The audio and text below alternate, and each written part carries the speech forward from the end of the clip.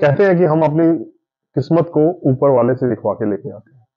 सब कुछ pre determined होता है और सब कुछ पहले ही लिखा हुआ होता है। अगर सब कुछ पहले ही लिखा हुआ होता है तो हम एफर्ट ही क्यों करते हैं, हम जिंदगी ही क्यों जीते हैं? क्या ये ग्रहों की चाल का हमारी जिंदगी के ऊपर कोई असर होता है? क्या किसी और एनवायरमेंटल फैक्टर का हमारी जिंदगी में कुछ असर होता है? क्या जिंदगी में कुछ ऐसा है जो हमारे भाग्य को बनाता या बिगाड़ता है? क्या हमारी जो डेस्टिनी है वो कौन लिख देता है? कौन ऐसा है जिससे हमारी डेस्टिनी लिखी जाती है? इन्हीं सवालों का जवाब जानेंगे हम आज की इस वीडियो में। तो आइए देखते हैं।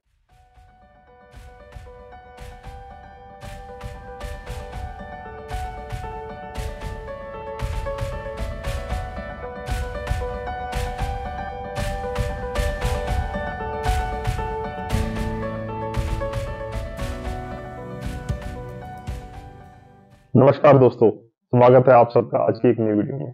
जैसे मैं हमेशा बोलता हूँ, आज की वीडियो भी आपकी जिंदगी में कोई ना कोई वैल्यू ऐड करेगी। तो हम बात करते हैं आज डेस्टिनी की, कि डेस्टिनी कौन लिखता है, कैसे बनाई जाती है, कैसे बनती है हमारी डेस्टिनी, कौन कहाँ से हम लिखवा के लेके आते हैं हमारी किस्मत को, और ये जो प्लानिटरी मोशन है इनका हमारे जिंदगी में, हमारे भाग्य पे कोई इम्पैक्ट होता है। आपने तो ये सुना ही होगा कि कर्मों का फल हमें यहाँ पे भुगतना पड़ता है। आप अच्छे कर्म करिए, आपको अच्छा फल मिलेगा। आप बुरे कर्म करेंगे तो आपको बुरा फल मिलेगा। अगर कर्मों का ही सब खेल है तो फिर ये प्लैनेट्स, ये बाकी सारी चीजें कहाँ पे हमारी जिंदगी को इम्पैक्ट करती हैं?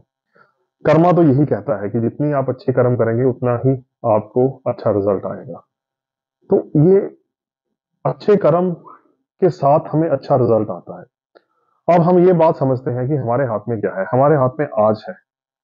आपने बड़ी सारी कोट्स में सुना होगा कि yesterday was a history, tomorrow is a mystery, today is a present, इसीलिए इसको प्रेजेंट कहा जाता है।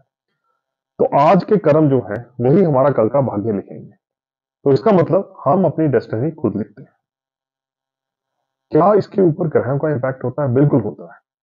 इतना ही इम्पैक्ट होता है कि अगर आप कुछ करने की कोशिश कर रहे हैं, आपने देखा होगा कुछ लोगों को कुछ थोड़ा करने पे ही बड़ा रिजल्ट मिल जाता है, और कुछ लोगों को बहुत मेहनत करनी पड़ती है उस रिजल्ट को लेके आने की। ये है ग्रहों का आपकी जिंदगी के ऊपर इम्पैक्ट। लेकिन क्या आप अपना भाग्य लिख सकते हैं? आप बिल्कुल लिख सकते हैं। आप अपने कर्मों के साथ अपना भाग्य लिख सकते हैं। इसका मतलब क्या हुआ? इसका मतलब ये हुआ कि आज आज के किए हुए कर्म आपका कल की डेस्टिनी लिखेंगे। जो उसकी आउटपुट है, जो उसके रिजल्ट्स है, वो आपकी कल की आउटपुट लिखेंगे, वो आपकी कल की डेस्टिनी लिखेंगे। अब हमको ये बात समझ में आ गई कि आज का जो कर्म है वही हमारी कल की डेस्टिनी लिखेगा। लेकिन जो आज के हमारे कर्म है वो हम कैसे करते हैं वो कर्मों को? ऐसा क्या प्रोसेस है जिसके साथ कुछ लोग कुछ गलत कर्म कर लेते हैं, कुछ अच्छे कर्म करते हैं? ऐसा क्या है? बहुत ही अध्ययन के बाद दोस्तों हमने ये सीखा कि हमारा थॉट प्रोसेस जो है वो हमारे कर्मों के ऊपर इम्पैक्ट करता है।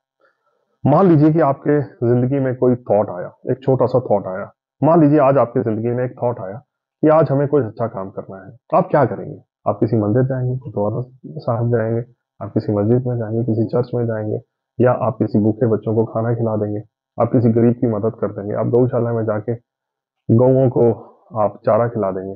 देखिए, एक थॉट आपके दिमाग में आया और आपने पूरा ब्लूप्रिंट तैयार कर लिया कि आज आपने करना क्या है। इसी तरीके से अगर आपके मन में कोई गलत विचार आए, मान लीजिए आपके मन में विचार आया कि आपको पैसे की जरूरत है और आपके मन में आया क्यों नहीं आज एक चोरी ही कर लेते हैं। अब प्लॉट सारा उस चोरी के ऊपर बनेगा। ये बनेगा कि आप चोरी करनी कहाँ है, कैसे करनी है। आप ये सोच सकते हैं कि एक मन में आपके विचार आ रहा है कि आपको चोरी करनी है, और एक विचार आ रहा है कि कोई अच्छा कर्म करना है। तो जो रिजल्ट है वो तो आपके सामने ही है। चोरी करते हुए पकड़े गए तो उसके उसके क्या कॉन्सिक्वेंसेज होंगे, आप अपना फ्यूचर लिख रहे हैं। अच्छा कर्म करते हुए उसके क्या कॉन्सिक्वेंसेज होंगे, आप अपना फ्यूचर लिख रहे हैं। आपने ये बात देखी है कभी कि जिंदगी में हर काम दो बार होता है? आप सोचेंगे कि दो बार कैसे होता है? हर चीज जो होती है जिंदगी के अंदर वो दो बार होती है। एक बार आपके दिमाग में होती है और दूसरी बार आप उसको असलियत में इंप्लीमेंट करते हैं रियल जिंदगी के अंदर। मान लीजिए आपने घर से ऑफिस जाना है या ऑफिस से घर आना है। आपने ये देखा होगा जब आपने घर से ऑफिस जाना है या ऑफिस से घर आना है, आपके दिमाग के अंदर गूगल मैप की तरह एक मैप बन जाता है कि आप कहाँ से जाएंगे। आप सोचते हैं कि हम यहाँ से जाऊंगा, वहां से लेफ्ट लूंगा, वहां आगे से बस स्टैंड से राइट ले लूंगा। जो भी आपके घर का रास्ता है उस हिसाब से एक ब्लूप्रिंट तैयार करते हैं, और एक्चुअली आप उसी ब्लूप्रिंट के ऊपर आगे बढ़ते हैं। इसी तरह से जो भी थॉट आपके दिमाग में आता है, आपका जो कॉन्शियस माइंड है, आपके थॉट के ऊपर हर एक तरीके का एक मैप, एक ब्लूप्रिंट तैयार करता है और उसको आप रियल जिंदगी के अंदर इंप्लीमेंट करते हैं। इसीलिए मैं बोल रहा हूँ कि जिंदगी में हर काम 2 बार होता है। एक बार आपकी इमेजिनेशन में, आपके दिमाग में, और एक बार रियलिटी में जब आप उसको करते हैं।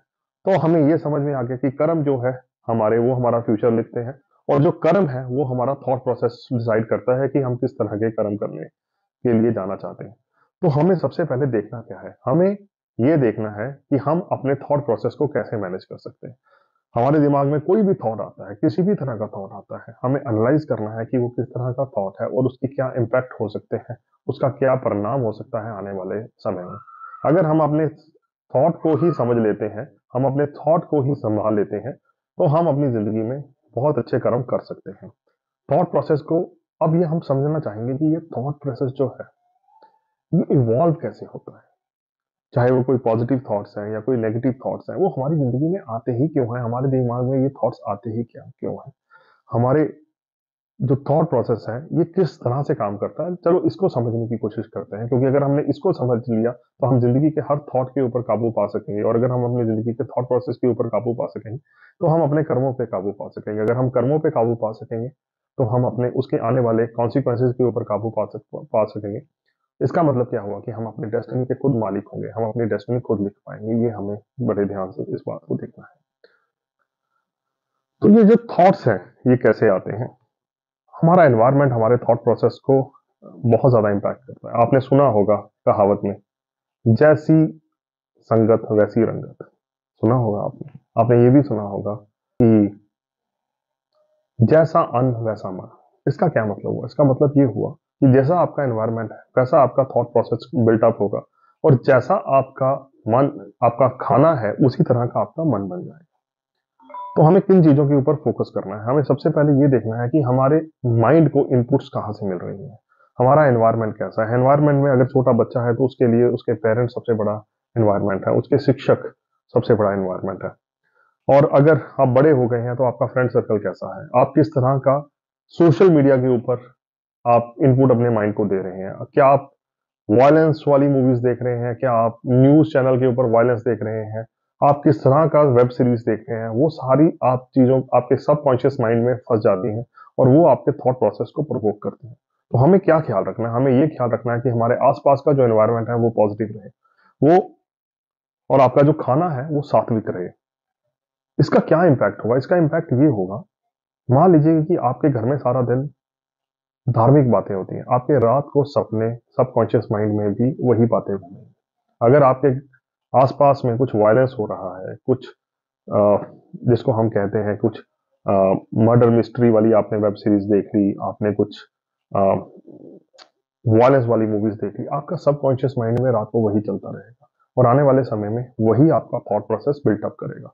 जो थॉट प्रोसेस है, अगर हमारे पास ज्यादा थॉट्स ऐसे होंगे तो उनको कंट्रोल करना मुश्किल हो जाएगा, और वो अपने कर्मों में कन्वर्ट हो जाएंगे। लास्ट बात यह है कि जो हमारे कर्म है और हमारी जिंदगी है, ये हमारे डिसीजन मेकिंग का एक एक अंश है, और एक डिसीजन मेकिंग का एक परिणाम है। हम जिंदगी में हर समय डिसीजन लेते हैं, हर समय डिसीजन लेते हैं, छोटा हो बड़ा हो, हम डिसीजन लेते हैं। हम एक्स डिसीजन लेते हैं, जिंदगी एक तरफ को चल पड़ती है। हम वाई डिसीजन लेते हैं, हम जिंदगी एक तरफ को चल पड़ती है। अब सोचिए, अगर आपने जैसे ही +2 की होगी, आपके सामने 2 फील्ड खुले होंगे कि मैं इंजीनियरिंग की तरफ जाऊं या एमबीबीएस की तरफ जाऊं। जैसे ही आप डिसीजन लेंगे, जिंदगी उसी तरफ को चलनी शुरू हो जाएगी, और दूसरा पार्ट बिल्कुल ही डिलीट हो जाएगा। अब ये जो डिसीजंस हैं, अगर सारे डिसीजंस ही हमें सही लेने हैं, तो हमें कौन सी बातों का ध्यान रखना है जिसके कारण हमारे डिसीजन सही हो सके? इसके ऊपर मैंने कुछ अध्ययन किया। उसके बाद जो बात मेरे दिमाग में आई, तो मैं आपसे शेयर कर रहा हूँ। हमें कभी भी डिसीजन लेने से पहले जजमेंटल नहीं होना है किसी भी चीज को लेकर। जैसे कि हम कुछ भी देखते हैं, मान लीजिए हमारे टीवी पे न्यूज आ रही है कि बीजेपी ने ये अच्छा काम किया, या आपने ये अच्छा काम किया, या बीजेपी ने ये बुरा काम किया, या आपने ये बुरा काम किया। हम एक जजमेंटल हो जाते हैं एक पूरी पार्टी को लेके। हमें जजमेंटल नहीं होना है। हम ये कह सकते हैं कि हमें इन इन बंदों के ये काम अच्छे लगते हैं, और इन बंदों के ये काम हमें अच्छे नहीं लगते। लोग बुरे या अच्छे नहीं हो सकते, लोग बुरे भी हैं और अच्छे भी हैं। आप ये कह सकते हैं कि इस इंसान का ये पार्ट बहुत अच्छा है और इस इंसान का ये पार्ट बहुत बुरा है, तो दोनों ही पैरेलली हमारे साथ चलते हैं। तो इनपुट पे बात कर रहे थे हम, इनपुट कहाँ से ले रहे हैं, इसका बहुत इम्पैक्ट है हमारे डिसीजन मेकिंग पे। सबसे पहले आपको जजमेंटल नहीं होना है, दूसरा आपको न्यूट्रल रहना है। मान लीजिए कि आपके बच्चे की कहीं कोई फाइट हो गई है स्कूल के अंदर, डेफिनेटली आप न्यूट्रल नहीं होंगे, आप हमेशा अपने बच्चे की साइड लेने की कोशिश करेंगे। आप दूसरा पक्ष को बिल्कुल छोड़ देंगे कि उसका पक्ष क्या है। मैं ये नहीं कह रहा हूं कि आप अपने बच्चे की साइड लें या ना लें, लेकिन मैं ये कह रहा हूं कि डिसीजंस कैसे ले सकते हैं। हमें हमेशा न्यूट्रल रहना है किसी भी डिसीजन को लेने से पहले, इम्पार्शियल रहना है। हमें किसी भी एक साइड की तरफ पार्शियलिटी नहीं दिखानी है, तभी हम अच्छे डिसीजन ले पाएंगे। और हमें इनपुट पूरी तरह से ग्रहण करनी है। ऐसा नहीं है कि हमारे पास एडिक्वेट अभी तक इनपुट्स नहीं है और हमने डिसीजन ले लिया। मैं एग्जाम्पल के साथ समझाता हूँ। आपको याद है महाभारत आपने देखी होगी, जब कौरवों और पांडवों का युद्ध हो रहा था तो कौरवों की तरफ से जो है द्रोणाचार्य, जो स्वामी द्रोणाचार्य हैं, जो गुरु द्रोणाचार्य हैं, वो लड़ रहे थे। और भगवान कृष्ण को इस बात का पता था कि जब तक भगवान द्रोणाचार्य कौरवों की तरफ से लड़ रहे हैं, इस युद्ध को पांडवों के लिए जीतना बहुत ही मुश्किल है। तो उन्होंने क्या किया, एक हाथी का नाम अश्वत्थामा था, उसको मार दिया और बहुत ज्यादा एक इंफॉर्मेशन सर्कुलेट कर दी कि अश्वत्थामा मारा गया। जब इसी बात का गुरु द्रोणाचार्य को पता लगा तो वो बहुत ही उदास हो गए। अब उस बात की वो पुष्टि करना चाहते थे, कंफर्मेशन देना चाहते थे। तो उनको सबसे अच्छा इंसान जो लगा वो लगा धर्मराज युधिष्ठिर, क्योंकि युधिष्ठिर उनको ऐसा था कि जो भी बोलेंगे वो गलत नहीं बोलेंगे, वो झूठ नहीं बोलेंगे, वो सच ही बोलेंगे। तो वो युधिष्ठिर के पास जाते हैं, उनसे पूछते हैं कि हे युधिष्ठिर, आप बताइए कि ये जो मैंने सुना है कि अश्वत्थामा मारा गया, क्या ये न्यूज सच्ची है? अब युधिष्ठिर झूठ नहीं बोलते थे। युधिष्ठिर ने क्या कहा, जी हाँ गुरुवर, आपने ये जो खबर सुनी है कि अश्वत्थामा हाथी मारा गया, वो सच्ची है। जब हाथी की बात आई तो बहुत ज्यादा नगाड़े बनने शुरू कर दिए, बहुत ज्यादा शंख बजना शुरू हो गया और उस बात को गुरु द्रोणाचार्य ने सुना ही नहीं। उन्होंने सिर्फ इतनी सी बात को सुना कि हाँ, आपने खबर सही सुनी है, अश्वत्थामा मारा गया। और ये खबर सुनते ही गुरु द्रोणाचार्य ने अपने शस्त्र छोड़ दिए और जमीन पर बैठ गए। इसी मौके का फायदा उठा के राजा द्रुपद के पुत्र दुष्ट द्रोण ने उनका वध कर दिया। सकते हैं कि आपके पास अगर एडिक्वेट इनपुट्स नहीं है, आप कितना बड़ा गलत डिसीजन अपनी जिंदगी में ले सकते हैं। हमें महाभारत से ये सीखने को मिलता है। अब आप देखिए, एक इतना बड़ा युद्ध था ये महाभारत का, जो कुरुक्षेत्र में हुआ था, और कितना इंपॉर्टेंट था गुरु द्रोणाचार्य का ये डिसीजन, जिसके ऊपर की कौरवों की हार और जीत तय थी। इतना बड़ा बुद्धिमान, इतना बड़ा ज्ञानी इंसान एक लैक ऑफ इंफॉर्मेशन, एक कम इंफॉर्मेशन और लेस ऑफ एडुकेट इंफॉर्मेशन के कारण इतना बड़ा गलत डिसीजन ले सकता है। तो आप सोचिए कि हम कहाँ स्टैंड करते हैं हमारी जिंदगी के अंदर। हमारे अंदर भी तो एक इंसान ऐसा है जो कम इंफॉर्मेशन के ऊपर डिसीजन ले लेता है। हमें ये अपने आप को ट्रेन करना है कि हमारे पास एडुकेट इंफॉर्मेशन हो before taking a decision in our life. ये बहुत ज्यादा जरूरी है। अगर आप कोई भी जिंदगी में डिसीजन लेना चाहते हैं तो एडुकेट नॉलेज रखिए, न्यूट्रल रहिए, इम्पार्शियल रहिए और जजमेंटल मत होइए। आप जिंदगी में डिसीजन अच्छे से ले पाएंगे। और जहां तक हो सके, जो बड़े से बड़ा डिसीजन है, जहां तक हो सके उसको अवॉइड करने की कोशिश करिए, जब तक कि बहुत ही जरूरी नहीं हो जाता आपकी जिंदगी में। आपकी थॉट प्रोसेस को अच्छा रखने के लिए आप अपना एनवायरनमेंट अच्छा रखें, आप उन्हीं चीजों को देखें जो आपके मन में पॉजिटिव और अच्छे थॉट्स को लेके आ सके। तो ये कोशिश थी कैसे हम अपनी डेस्टिनी को लिख सकते हैं, कैसे हम अपने डेस्टिनी के मालिक बन सकते हैं, कैसे अपनी जिंदगी को सुधार सकते हैं। आशा करता हूं हमेशा की तरह ये वीडियो भी इंफॉर्मेटिव लगी होगी। और अगर आप भी अपनी जिंदगी में कुछ अच्छा कर्म करना चाहते हैं तो मैं आपको ये एडवाइस करता हूं, इस वीडियो को लोगों के साथ शेयर करिएगा। ये भी एक तरह की गुड डीड है।